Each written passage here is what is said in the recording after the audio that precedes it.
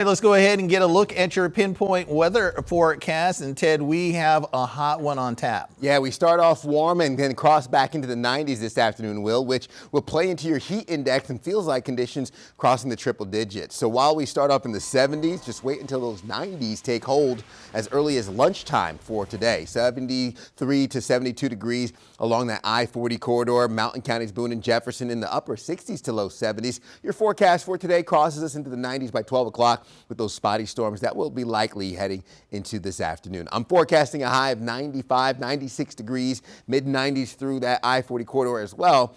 Mountain counties only hitting 80, so we don't have the heat advisory for the higher elevations. We need to look through the I-85 corridor into parts of uptown and even further towards our South Carolina counties for the orange on your map, which indicates the heat advisory, which will be in effect from noon until 7 o'clock this evening. The red is where the major risk for heat will be focused. That's where you want to take breaks inside and, of course, hydrate, drink lots of water. We'll hold on to those mid-90s today, but we'll get closer to normal, which is at about 90 degrees through the weekend.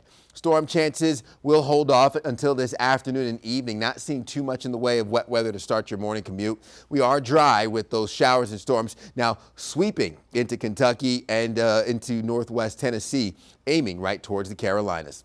So we have the significant heat possible for the Pacific Northwest as high pressure continues to drive things further north. That gives us potential record heat for parts of Oregon, while this low pressure system dips into the Ohio Valley region, kicking moisture into the Carolinas, playing into our storm chances for today, indicated by your yellow, where we could watch to see those impacts of wet weather. So a marginal risk for severe weather for today. The timing will be this afternoon and evening. So I'm looking at anywhere from 1/10 of an inch to what could be up to an inch of rain towards our mountain counties. And again, as I mentioned, the timing will be focused towards the afternoon. And I'm looking at the impacts of your 7-day forecast, calling for more of the 90s through the weekend. We'll be drying out early next week as mid-90s return by Wednesday and Thursday. Will?